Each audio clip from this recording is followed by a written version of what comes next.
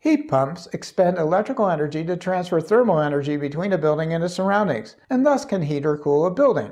This reversibility, however, makes them less efficient than dedicated air conditioners or heaters. Still, the efficiency of heat pumps in the United States has improved 25% from 1975 to 2006. Thermostat wars rage daily in houses and office buildings all over the world.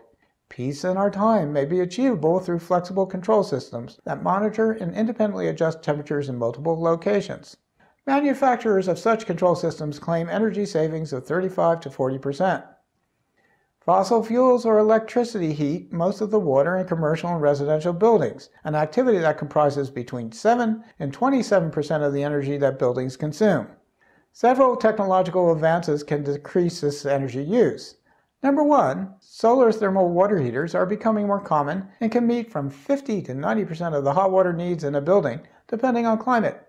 Number 2, newer appliances such as more water-efficient washing machines and dishwashers use 50% less hot water than older models. Number 3, more efficient and better insulated tank water heaters can attain energy savings of 10 to 20%.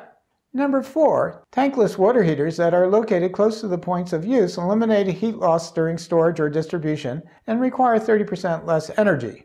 These, together with recovery of heat from wastewater and exhaust air, can save 90% of the energy now expended for hot water. How many Americans does it take to screw in a light bulb? The answer is, nearly every American will need to screw in a light bulb.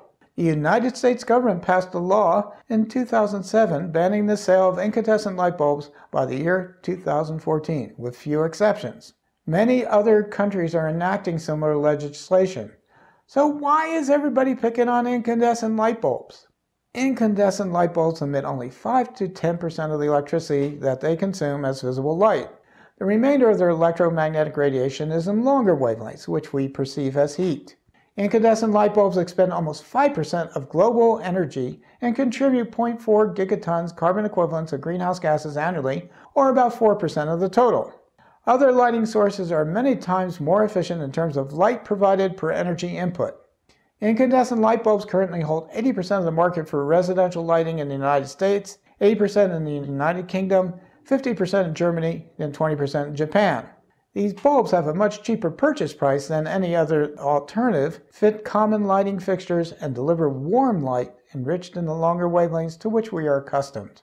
Consequently, consumers have resisted changing to other types of bulbs. Halogen lamps are incandescent bulbs in which the tungsten filament is sealed in a fused quartz or high melting point glass envelope that is filled to high pressures with an inert gas such as argon plus a small amount of a halogen gas such as iodine or bromine.